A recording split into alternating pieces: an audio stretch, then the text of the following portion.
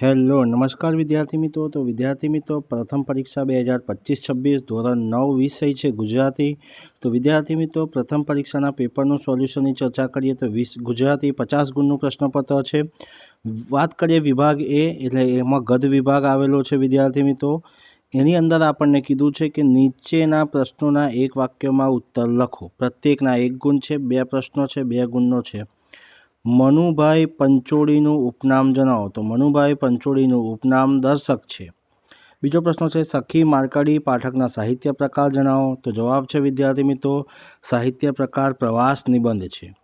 નીચેના પ્રશ્નોના ટૂંકમાં ઉત્તર લખો. માંડાણ ભગતનો પરિચય સંક્ષેપ લખો.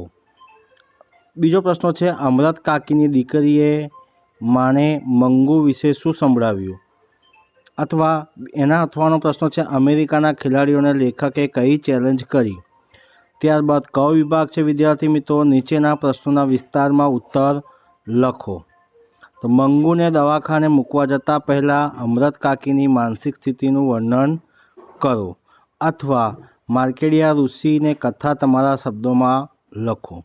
ત્યારબાદ વિદ્યાર્થી મિત્રો આપણી પાસે આવે છે વિભાગ બી છે. વિભાગ બીની અંદર આપણને કીધું છે નીચે આપેલી કાવ્ય પંક્તિ પૂર્ણ કરો. શું કીધું છે? વાલાજીનું રૂપ વાલાજીનું રૂપ અને ... હરખીએ રહે. ત્યારબાદ બ છે નીચેના પ્રશ્નોના ટૂંકમાં ઉત્તર લખો. સંદીપની ઋષિની ચિંતા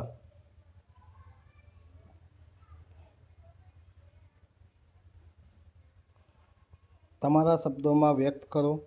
ત્યારબાદ મુદ્દાસર નોંધ લખો. કામ કરે એ જીતે કાવ્યના આધારે શ્રમજીવીની અભિલાષા અથવા મરજીવ્યાના પ્રિયજનો કઈ શિખામણી દીધી. ત્યારબાદ વિદ્યાર્થી મિત્રો ક આવે છે નીચેના પ્રશ્નોના ઉત્તર સવિસ્તાર ઉત્તર લખો. વિદ્યાર્થી મિત્રો, પુત્રવધૂનું આગમન ઘર માટે ઉત્સવ બની ગયું છે એમ કવિ શા માટે કહે છે. અથવા કૃષ્ણનું રૂપ મહા શુભકારી છે એમ કવિ શા માટે કહે છે. ત્યારબાદ વિદ્યાર્થી મિત્રો આપણી પાસે આવે છે વિભાગ સી, વ્યાકરણ વિભાગ છે. એની આપણે ચર્ચા કરીએ. નીચે આપેલા શબ્દોની જોડણી સુધારીને લખો. ચિઠ્ઠી અને સાહસિક. તો વિદ્યાર્થી મિત્રો ચિઠ્ઠીની જોડણી પણ આપણે સુધારીને લખી છે અને સાહસિકની. બીજું છે નીચે આપેલા શબ્દોના ધ્વનિ છૂટા પાડો. ગૌ માતા. તો ગૌ માતાની પણ અહીંયા ધ્વનિ વિદ્યાર્થી મિત્રો છૂટી પાડેલી છે, જો મેં જોઈ શકો છો. ત્રીજો પ્રશ્ન છે નીચેના વાક્યમાંથી ઘાટા અક્ષરે છાપેલી સંજ્ઞાના પ્રકાર જણાવો. ઘણું દૂર ગયા રણછોડ મને કેમ વિસરે રે. વ્યક્તિવાચક સંજ્ઞા રણછોડ એક ચોક્કસ વ્યક્તિનું નામ છે એટલા માટે. નીચેના વાક્યમાંથી વિશેષણ શોધીને તેના પ્રકાર લખો. આજ લક્ષ્મી આવ્યા મારા આંગણે. નીચે આપેલા શબ્દોની સંધિ છોડો અને જોડો. વનોત્સવ અતિ વત્તા અંત. વન વત્તા ઉત્સવ અને અતિ વત્તા અંત એટલે અત્યંત. છઠ્ઠો પ્રશ્ન છે શેષવ શબ્દોનો સાચો સમાનાર્થી શબ્દ. યુવાન તો વૃદ્ધ અવસ્થા અને બાળપણ. તો શેષવનું સાચી શબ્દ જે છે સમાનાર્થી એ બાળપણ છે. ખાવું ધાતુને ધ પ્રત્યે લગાવીને નવો શબ્દ બનાવો. ખાધખોટ. નીચેના વાક્યમાંથી સર્વનામ શોધીને લખો. શેઠ છો, શેનો વેપાર કરો છો. સર્વનામો શેનો. આ પ્રશ્નાર્થ વાક્ય સર્વનામ છે. જીવતર દૂર હોવું. રૂઢિપ્રયોગનો સાચો અર્થ શોધીને લખો. તો જીવતર નિર્થાક હોવું. શબ્દ સમૂહ માટે એક શબ્દ આપો. બારસાખના ઉપલા લાકડા આગળ રહેતો છેડો એટલે કે ઉંબરો કહેવાય. ત્યારબાદ વિદ્યાર્થી મિત્રો વિભાગ ડી છે. અર્થગ્રહણ કરો.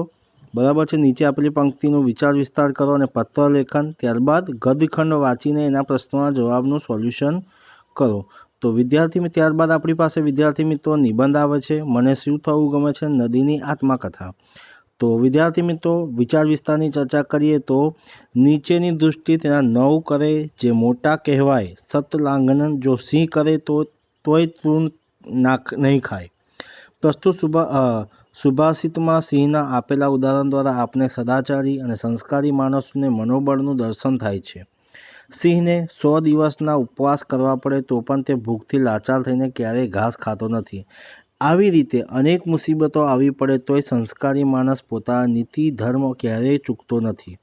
તે મરવાનું પસંદ કરશે, પરંતુ કદી હલકા કામ કરવા માટે તૈયાર નહીં થાય. કેટલાક લોકો પોતાના અંગત લાભ માટે ગમે તેવા હલકા કામો કરવા પણ તૈયાર થઈ જાય છે. એમ કરતાં પોતાના દેશને નુકસાન થતું હોય તો તેની પરવા પણ કરતા નથી. દાનચોર, કાળા બજાર કરનારાઓને અને ભ્રષ્ટાચારી લોકો હલકા વર્ગમાં આવે છે. મહારાણા પ્રતાપ અને ભામાશાહ જેવા વિરલાઓ સદાય નીતિના માર્ગે જ ચાલે છે. આવા લોકો મહામાનવ તરીકે પૂજાય છે. આપણે સત્ય અને નીતિના માર્ગને સદાય વળગી રહ્યા. આપણા જીવનમાં અનેક મુસીબતો આવે છતાં આપણે સત્યના માર્ગથી વિચલિત ના થઈએ. ત્યારબાદ હા પસ્તાવો વિપુલ જળનું સ્વર્ગથી ઉતર્યું છે, પાપી તેમાં ડૂબકી દઈને પુણ્યશાળી બને છે. આ પંક્તિઓમાં કવિ પ્રાયશ્ચિતનો મહિમા વર્ણવ્યો છે. પ્રસ્તુત રૂપી જળનું સ્વર્ગમાંથી ઉતરીને પૃથ્વી પર વહી રહ્યું છે. જળનામાં પાપી માણસ સ્નાન કરીને પુણ્યશાળી બને છે. આપણે આપણા જીવનમાં ક્યારેય ભૂલ કરી બેસીએ છીએ. આપણને જ્યારે આપણી ભૂલ સમજાય ત્યારે આપણે તેનો નિખાલસતાથી સ્વીકાર કરવો જોઈએ. આમ કરવાથી આપણું હૃદય નિર્મળ બને છે. ભૂલ કરવી એ પાપ નથી, પરંતુ ભૂલને છુપાવી રાખવી તે પાપ છે. ગાંધીજીએ તેમના જીવનમાં અનેક ભૂલો કરી હતી, પરંતુ જ્યારે તેમને તેમની ભૂલો સમજાઈ ત્યારે તેમને ખુલ્લા મને સ્વીકાર કર્યો હતો. પછી તેમને એવી ભૂલો ક્યારેય કરી ન હતી.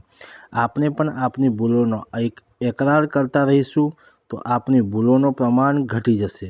ભૂલ માટે પ્રસ્તાવ કર્યા પછી આપણું જીવન સુખી બનશે. ત્યારબાદ વિદ્યાર્થી મિત્રો આપણી પાસે આવે છે નેક્સ્ટ પ્રશ્નો છે. બરાબર છે. શું છે? અહેવાલ લેખન છે. તમારી શાળામાં સ્વયં શિક્ષક દિન નિમિત્તે યોજાયેલી સમારોહની માહિતી આપતો અહેવાલ 100 શબ્દોમાં લખવાનો. શિક્ષક દિનની ઉજવણી. બરાબર છે વિદ્યાર્થી મિત્રો. ત્યારબાદ અહીંયા તમને નિબંધની અહેવાલ લેખન વિદ્યાર્થી મિત્રો તમને અહીંયા મૂકેલો છે. ત્યારબાદ વિદ્યાર્થી મિત્રો ઘનખંડ આધારિત જે પ્રશ્નોના જવાબ છે એનું પણ સોલ્યુશન તમને અહીંયા સ્ક્રીન ઉપર આપેલું છે. તમે વિદ્યાર્થી મિત્રો એને જોઈ પણ શકો છો. ત્યારબાદ વિદ્યાર્થી મિત્રો એ પણ કાવ્ય વાંચીને એના આધારિત પ્રશ્નોના જવાબ પણ અહીંયા આપેલા છે, જે તમે જોઈ શકો છો વિદ્યાર્થી મિત્રો. ત્યારબાદ આપણી પાસે આવે છે વિદ્યાર્થી મિત્રો નિબંધ નદીની આત્મકથા.